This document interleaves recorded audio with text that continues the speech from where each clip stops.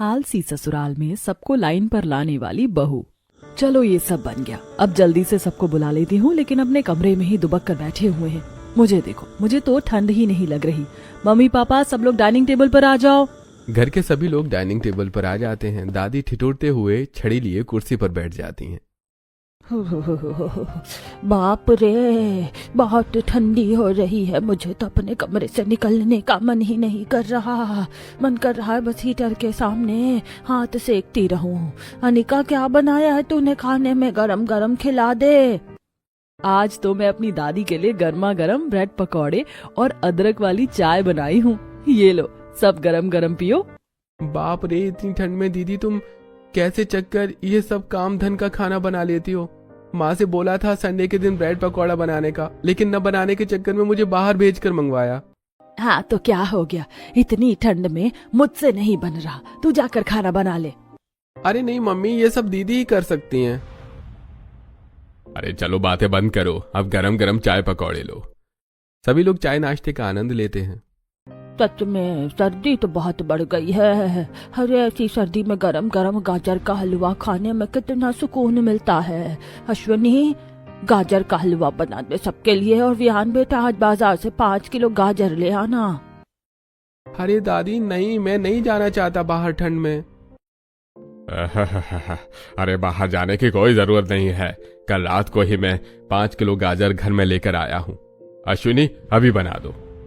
क्या 5 किलो गाजर मैं बनाऊं? माँ जी, आपने तो एक बारी में हुक्म दे दिया जैसे कि वो 5 किलो गाजर नहीं 5 मूंगफली के दाने हो जो बड़ी आसानी से छिल जाएंगे। आपको पता है ना गाजर को धोने छीलने में कितना टाइम लगता है, और फिर गलाने में। आज शाम रात तक ही गाजर का हलवा बन पाएगा। ओहो मम्मी, जब दादी का गाजर का हलवा खाने का मन अभी है तो अभी बनेगा ना। आप चिंता मत करो दादी, मैं गाजर छील देती हूँ फटाफट, 2 घंटे में तो बन जाएगा। वैसे माँ, गाजर छीलने में आप मदद करवा दोगी तो काम और भी जल्दी हो जाएगा। आपको तो पता है मेरी क्या फुर्ती है। ठीक है, चलवा दूंगी। कुछ देर बाद इतनी ठंड में आने का सारी गाजर को बड़े से पतीले में धो लेती है। फिर माँ बेटी हीटर के सामने बैठकर गाजर छीलती है। अश्विनी तो कांप रही थी। बाप रे, इस गाजर को छीलना कितना मुश्किल है। ऐसा लग रहा है बर्फ में से गाजर निकल कर आई है अभी। क्या माँ, आप इतना सोचोगे तब तो काम हो गया। देखो आपने एक भी गाजर नहीं छीली और मैंने 3 गाजर छील दिए जब तक। चलो जल्दी जल्दी काम करो। हाँ कर रही हूँ मेरी माँ। कभी तुझे सिखाने के लिए मैं ये शब्द तुझे बोलती थी, और आज तू यही सब कर रही है। हाँ माँ, क्योंकि मैं फुर्तीली हो गई हूँ ना आपकी डांट से। कांपते हुए अश्विनी आधे घंटे में सिर्फ 7-8 गाजर छिल पाती है, जबकि बेटी फुर्तीले हाथों से आधे घंटे में 2 किलो गाजर छील कर साइड कर देती है, और बची कुछ ही देर में वो पूरी 5 किलो गाजर खुद ही कर देती है। ओहो माँ, मैंने सारी गाजर छील दी और आप पिछले 20 मिनट से एक ही गाजर पर अटकी हुई हो। लाओ ये भी मैं ही कर दूं। अब अनिका लास्ट गाजर को भी छील देती है, जिसको वो हलवा बनाने के लिए बड़ी सी कढ़ाई पर रखती है और खूब देर तक उसे चलाती है। तेज तेज गैस पर पकाते हैं। वो शक्कर में खोया इत्यादि डालकर बेहतरीन तरीके से पकाती है, जिसके बाद घर में गाजर के हलवे की भीनी भीनी खुशबू महकने लगती है, और कुछ ही देर में अनिका फुर्तीले तरीके से सबको गाजर का हलवा परोस देती है। वाह मेरी बच्ची वाह, तूने तो मेरा दिल खुश कर दिया। आज गाजर का हलवा खाना था और तूने बना भी दिया।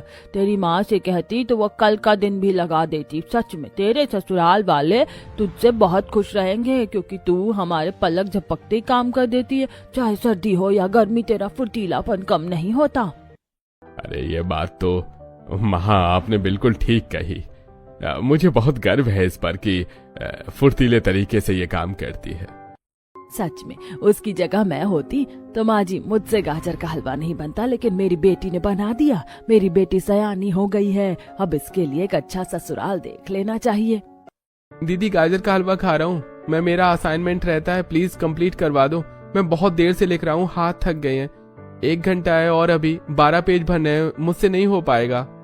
अरे तेरा जब तक गाजर का हलवा खत्म होगा मैं उतनी देर में तेरा सारा काम कंप्लीट कर दूंगी। तू बस मुझे बता दे क्या लिखना है। फिर विहान असाइनमेंट और बुके देकर आ जाता है और गाजर का हलवा खाता है। इतनी देर में अनिका उसके असाइनमेंट का फटाफट सारे पेज का काम कर देती है। ये ले बंदर, आज तो मैंने तुझे बचा लिया, लेकिन नेक्स्ट टाइम नहीं बचाऊंगी। टाइम से काम किया कर। थैंक यू दीदी, मैं टाइम से काम करूंगा।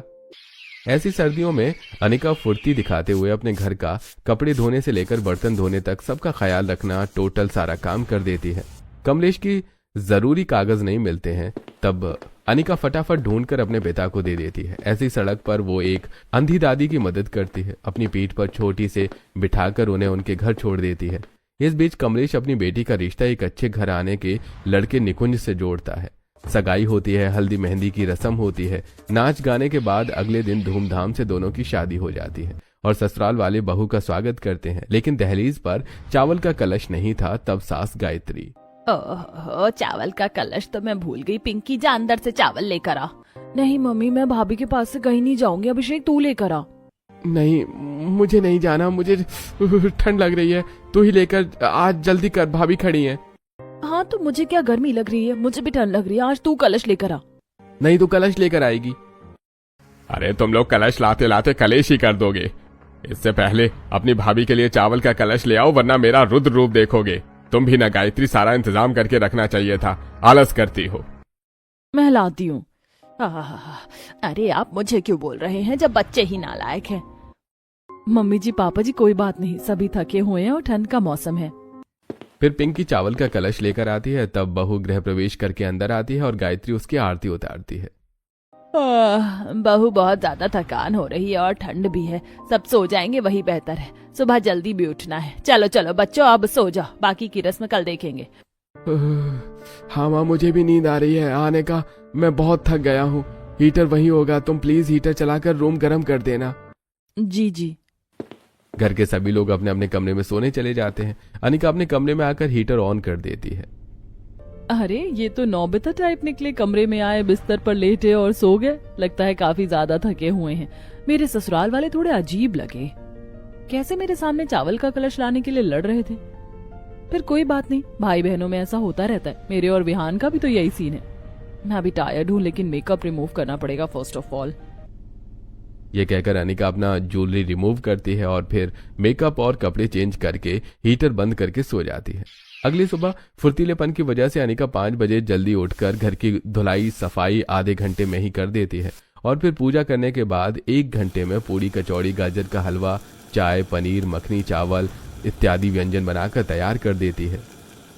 अरे वाह, सारा खाना तैयार हो गया। काम भी इतना जल्दी करती हूँ कि बोर हो रही हूँ। ये सब लोग तो अभी उठे भी नहीं है और जगाना भी ठीक नहीं। डस्टिंग कर लेती हूँ जब तक। अनिका पूरे हॉल और अपने कमरे की डस्टिंग कर लेती है। घर वालों की कुछ गंदे कपड़े देखकर कपड़े भी धो लेती है। छत पर जाकर झाड़ू भी लगा लेती है, पौधों में पानी डाल लेती है। इसके बाद 8:30 हो जाते हैं। तब बहू, अरे अभी तक कोई नहीं उठा।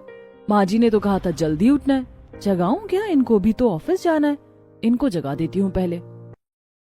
अनिका अपने पति को जगाती है। तब नींद में पति, अरे क्या हुआ, क्यों उठा रही हो, सोने दो ना। अजी आपको ऑफिस नहीं जाना है क्या? 9 बजने वाले हैं। कितने बजे का ऑफिस है?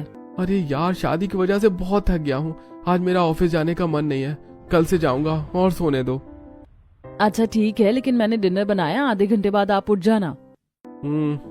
हाँ तुम जाओ। अनिका थोड़ी देर और इंतजार करती है। अब 9:30 बज जाते हैं। वो घर के सभी सदस्यों को जगाती है, नंद को, देवर को भी। पिंकी, सुबह हो गई, उठ जाओ, 10 बजने वाले हैं, खाना ठंडा हो रहा है। भाभी मैं तैयार होकर आ जाऊंगी, आप चिंता मत करो। ठीक है। अनिका हॉल में बैठकर सबका आधा घंटा और इंतजार करती है। घड़ी की सुई भी अब 10 बजाने का बताती है। हे भगवान, ये कैसे मेरे ससुराल वाले। मैं सुबह 5 बजे की जगी हूँ और ये लोग अभी तक नहीं उठे। 10 बजे भी ब्रह्म मुहूर्त जैसा सन्नाटा है। इतने में सास कमरे से आवाज देती है, बहू चाय बिस्तर में दे देना और नाश्ता भी यही दे देना, ठंड बहुत है, मैं बाहर नहीं आ पाऊंगी। बहू हमारे लिए जरा गर्म पानी भी दे देना, बाथरूम तक जाने का मन नहीं है मेरा, मतलब गीजर ऑन कर देना। हद है, ये क्या आलस है। अब सब लोग अपने कमरे में बैठकर चाय नाश्ता करेंगे क्या? मैंने तो सोचा था सब साथ में बैठेंगे, लेकिन माँ जी पापा जी को ठंड लग रही है। खैर कोई बात नहीं, हो सकता है शादी की थकान हो, बाहर ठंड भी तो है। लाई पापा जी। अनिका एक ट्रे में चाय नाश्ता लेकर सास ससुर को दे देती है और ससुर का गीजर भी ऑन कर देती है। पापा जी मैंने गीजर ऑन कर दिया, चाय नाश्ता आप यहाँ कर रहे हो, लेकिन खाना तो आप सब बाहर खाएंगे ना, एक साथ टेबल पर बैठकर, तो बाहर आ जाइएगा, वैसे भी बहुत लेट हो गया है। बहू ठंड से कहीं उठने बैठने का मन नहीं कर रहा है, लेकिन आ जाएंगे। देवर कमरे से। भाभी भूख लग रही है, मेरे लिए भी कमरे में चाय नाश्ता ले आओ, बहुत ठंडे, उठने का मन नहीं कर रहा। ये सब इतने अजीब क्यों है, बाहर क्यों नहीं आ रहे? अभिषेक आ जाओ, नहा लो, टूथब्रश कर लो, बहुत टाइम हो गया। अब नहीं आए तो गाजर का हलवा नहीं मिलेगा, अब देख लो। अनिका बाहर आती है, नंद भी बाहर नहीं आ रही थी तो गलती से उसके ऊपर थोड़ा पानी गिरा देती है, जिससे नंद उठकर बैठ जाती है। ठंड लगी, ठंड लगी, ठंड लग गई। पानी पानी पानी। भाभी आपने क्या किया, मुझे ऐसे क्यों उठा दिया पानी डालकर? अरे वो मैं तुम्हें पानी देने आई थी, मुझे लगा तुमने आवाज दिया मुझे पानी मांगने के लिए, लेकिन मेरा पैर फिसल गया और गलती से तुम पर गिर गया। अरे भाभी मैं तो मजे से सो रही थी, अब गीली हो गई हूँ तो नहाना ही पड़ेगा, रुको आती हूँ। अनजाने में ही सही, लेकिन इस आलस में नंद पर पानी गिरना अच्छा हुआ। पूड़ियाँ फिर से बनानी पड़ेंगी, सुबह की बनाई हुई तो ठंडी हो गई होंगी। ठीक है तुम आ जाओ, मैं बाहर खाना लगा देती हूँ। अनिका पति के पास फिर जाती है। आप उठे नहीं, मेरी प्यारी रसोई का खाना खाने भी नहीं आएंगे क्या? 11 बज रहे हैं। अरे यार उठने का मन नहीं कर रहा है, लेकिन कोई बात नहीं, आता हूँ मैं। बहू फिर से पूड़ी बना लेती है। कुछ देर में सभी लोग आ जाते हैं, कुछ बिना नहाए आए थे, कुछ सिर्फ ब्रश करके डाइनिंग टेबल पर बैठ गए थे और खाना खा रहे थे। मुझे बहुत ठंड लग रही है बहू, मेरे से बैठने को नहीं हो रहा है, मेरा मन कर रहा रजाई लेकर आ जाऊं यहीं पर, जल्दी से हीटर चला दे वरना मुझसे खाना नहीं खाया जाएगा। अरे मुझे भी बहुत ठंड लग रही है, जल्दी से लेटर चला दिया माँ जी पापा जी। वाह भाभी, गरम गरम खाना तो बहुत अच्छा लग रहा है। हाँ भाभी, ये नान मटर पनीर बहुत अच्छी है। भाभी गाजर का हलवा और है ना, आप मेरा फेवरेट है। हाँ हाँ और है, खत्म भी हो गया तो दोबारा बन जाएगा। अरे वैसे घर बहुत चमक रहा है, बहू अपने आप इतना सब काम कर लिया? अरे माँ जी मैंने तो कपड़े भी धो दिए, सब कुछ कर लिया। आप सब लोग सो रहे थे, मेरे पास कोई काम नहीं था तो फटाफट सब कुछ कर लिया। ये पूड़ियाँ तो दोबारा बनाई है, मेरा खाना 6:30 तक तैयार हो गया था। अरे बहू सर्दी का टाइम था, तेरी भी शादी हुई है, थकान होगी, आराम से उठती, क्यों इतना सब कुछ किया? अरे माँ जी आपने ही तो कल सुबह जल्दी उठने को कहा था, फिर आप लोग सब खुद ही सो रहे थे। अच्छा कोई बात नहीं, आराम कर लेना तू, खाना खाने के बाद हम थोड़ा सा फिर सो जाएंगे, तो तू कमरे में दोपहर वाला खाना दे देना और शाम की चाय भी। जी माँ जी। खाना खाकर अपने अपने कमरे में वापस चले जाते हैं। निकुंज ऑफिस नहीं जाता है। नंद अभिषेक फोन चलाते रहते हैं। सास ससुर भी सोते हैं। बहू बहुत खाली होती है तो वो बैठकर अपनी अलमारी में नए कपड़े लगाती है। पता नहीं मुझे ऐसा क्यों लगा कि सभी लोग आलसी किस्म के हैं। इन्होंने नाश्ता करने में 11-12 बजा दिए, फिर खाना भी कमरे में बैठकर खाना चाहते हैं, और एक मैं हूँ जिसने घर का आगे से ज्यादा काम अकेले निपटा लिया। शायद मैं फुर्तीली हूँ, इसीलिए ये लोग मुझे आलसी लग रहे हैं। 2-3 दिन गुजरते हैं। ससुराल वालों का यही हाल रहता है। वो रोज सुबह अपने कमरे से निकलती ही नहीं है। बहू को कमरे में ही चाय नाश्ता देना पड़ता है और कॉलेज के लिए अभिषेक भी लेट जाता है। पति को उठाते उठाते तो अनिका के 1-2 घंटे बर्बाद हो जाते हैं और वो भी लेट ऑफिस जाता है। जी आपका ऑफिस 10 बजे का है, 10 तो आपने यहीं बजा दिया। आप इतना लेट क्यों करते हैं? जल्दी उठकर रहना चाहिए ना, ताकि आप टाइम पर पहुंचे। ऐसे तो आपकी सैलरी पर असर पड़ेगा और परफॉर्मेंस पर भी। अरे तो क्या करूं यार, नहीं उठा जाता। इतना तुम देख रही हो ना कितनी ठंड हो रखी है। इतनी ठंड में काम करने का दिल करता है क्या? फिर भी जा रहा हूँ। निकुंज आप सुबह सुबह थोड़ी ना एक्सरसाइज किया कीजिए, ताकि आप एक्टिव रहें और जल्दी उठकर जा सके ऑफिस। ऑफिस वाले लोग तो सुबह मॉर्निंग वॉक भी करते हैं। नहीं, मुझे मॉर्निंग वॉक नहीं होगी। पता चला मेरी कुल्फी जम गई। नहीं, वैसे भी इतनी ठंड लग रही है। चलो ऑफिस चलता हूँ, बाय। निकुंज ऑफिस चला जाता है। अनिका धूप में से कपड़े लाकर कपड़े प्रेस करने लगती है। उसे काम करता देखकर गायत्री, अरे बहू इतनी फुर्ती क्यों, धीरे धीरे किया कर, मेरा सर चकरा जाता है। अरे माँ जी ये क्या लॉजिक हुआ? काम तो मैं कर रही हूँ ना, तो आपका सर क्यों चकरा रहा है? वैसे मैं तो टाइम पर काम कर लेती हूँ, देर से करने पर तो पूरा दिन बिगड़ जाता है। आप लोग भी ट्राई करिए, बहुत अच्छा लगता है। अरे हट, ठंड में कुछ अच्छा नहीं लगता। अनिका सारे कपड़ों की प्रेस कर देती है, फिर सबके कमरे में बारी बारी से रखना जाती है और पिंकी के कमरे में पहुंचती है, जहां वो बिस्तर पर बैठे बैठे रील बनाती है। बोले चूड़ियां बोले कंगना, हाय मैं हो गई तेरी साजना, तेरे बिन जियो नहीं लगदा मैं ते मर गईया, ले जा सोनिए ले जा। अरे इतना आलस करके क्यों रील बना रही हो पिंकी? तुम थोड़ा तैयार हो जाती, बिस्तर पर ही बैठी बैठी चूड़ियां पहन लेती हो। नहाना धोना भी नहीं है क्या? अरे भाभी, इतनी ठंड में क्या चूड़ी बिंदी लगा कर बैठो, इसीलिए बैठे बैठे ही रील बना रही थी। और नहाने ना नहाने से क्या मतलब है, फिल्टर का जमाना है। बाहर बहुत अच्छी धूप आ रही है, चलो ना छत पर मूंगफली खाएंगे। अरे नहीं भाभी, मेरा बाहर आने का बिल्कुल भी मन नहीं है, हवा भी तो चल रही होगी ना, फिर मूंगफली को छीलना भी पड़ेगा। नहीं नहीं, ठीक हूँ मैं। अरे चलो ना, बहुत मजा आएगा। मैं मम्मी जी पापा जी को भी लेकर आती हूँ और अभिषेक को भी। ऐसे ही घर के सारे लोग अपने अपने कमरे से बाहर निकलने लग के लिए मना कर रहे होते हैं, लेकिन अनिका जैसे तैसे सबको छत पर धूप में ले जाती है, जहां सब मूंगफली छीलकर खा रहे होते हैं। आहा, अरे बहू बहुत ठंड लग रही है यहाँ पर, लेकिन थोड़ी थोड़ी धूप भी अच्छी लग रही है। अरे बहू, मूंगफली छील कर दे दे, मेरे से नहीं छीला जा रहा। अच्छा तो मुझे भी नहीं लग रहा, बहुत ठंड है, ऊपर कम धूप लग रही है। मुझे भी ठंड लग रही है। माँ चलो ना वापस नीचे चलते हैं, कमरे में ठीक लग रहा था। अरे आप सबको धूप में भी बैठना चाहिए, विटामिन डी मिलता है। मैं तो आप सब लोगों से बहुत फुर्ती हूँ। आप लोग बस सारा दिन कमरे में बैठे रहते हैं, थोड़ा बाहर भी आना जाना सही है। अरे बहू, हमें तो बस रजाई अच्छी लगती है। मेरा असली ससुराल वाले धूप में बैठे रहते हैं, लेकिन फिर थोड़ी सी ठंडी हवा चले जाने पर अपने अपने कमरे में घुस जाते हैं रजाई में बैठने के लिए, और फिर बहू से वही ऑर्डर करके सास ससुर खाने पीने की चीज मंगवाते हैं, जिससे बहू परेशान हो जाती है। ऐसे ही घर में सब्जी नहीं थी तब बहू, अभिषेक बाहर से सब्जी लाकर दे दो, कॉलेज भी नहीं गए हो। अरे भाभी, ठंड लगने की वजह से मैं कॉलेज में नहीं गया, तो मैं आपकी सब्जी लेने भी बाहर नहीं जा पाऊंगा, सॉरी। तुम बहुत आलसी हो अभिषेक। ऐसा कहकर अनिका घर से बाहर निकलते ही पड़ोसन शालिनी, अरे नहीं बहू, सब कुशल मंगल तो है ना? जी सब कुशल मंगल है। आप हमारे घर के सामने ही रहती है ना? हाँ हाँ बहू, वो छोड़ो, तुम्हारे घर वालों ने अभी तक ड्रामा करके नहीं दिखाया क्या? मतलब मैंने तो तुम्हें बहुत फुर्तीले तरीके से काम करते हुए देखा है। बात बताओ, तुम्हारे ससुराल वाले बहुत ज्यादा आलसी हैं, इतने कि उनका राशन कार्ड का राशन भी हमने ला कर दिया था और 3 बार पेनल्टी लगी थी बिजली के बिल पर, बिजली न भरने की वजह से। वो भी इन लोगों ने मुझसे भरवाया, खुद बिजली ऑफिस नहीं गए। आलसी ससुराल वालों को लाइन पर सिर्फ तुम ही ला सकती हो, वरना तुम्हारी जिंदगी नरक कर देंगे। जी आंटी जी, ये सब तो मैंने भी महसूस किया है। अनिका सब्जी लेने बाजार चली जाती है, वहां से पालक, मेथी, पनीर, चाप, मटर, आलू बहुत कुछ लेकर आती है। ये भी आलसी हैं तो मैं भी फुर्तीली बहू हूँ, काम तो निकलवा कर रहूंगी, इन लोगों को लाइन पर लेकर आना ही पड़ेगा। माँ जी सुनिए ना, जरा पालक मेथी साफ कर देती तो आज रात को मैं सरसों का साग मक्के की रोटी बना देती। अरे बहू, ये कितना बोरिंग काम है, तू ही साफ कर देना, तू तो सारे काम फटाफट करती है। माँ जी फिलहाल मैं दूसरे काम कर रही हूँ, इसीलिए मैंने आपको बोला है, कर दीजिए ना धीरे धीरे। अच्छा दे दे। गायत्री कांपते हुए पालक के पत्ते तोड़ने लगती है, वहीं अनिका काम का बहाना देकर कमरे में बैठ जाती है, लेकिन जैसे ही नंद कमरे में आने वाली होती है, वापस डस्टिंग का कपड़ा लेकर डस्टिंग करने लगती है। अरे पिंकी, तुम बोलो।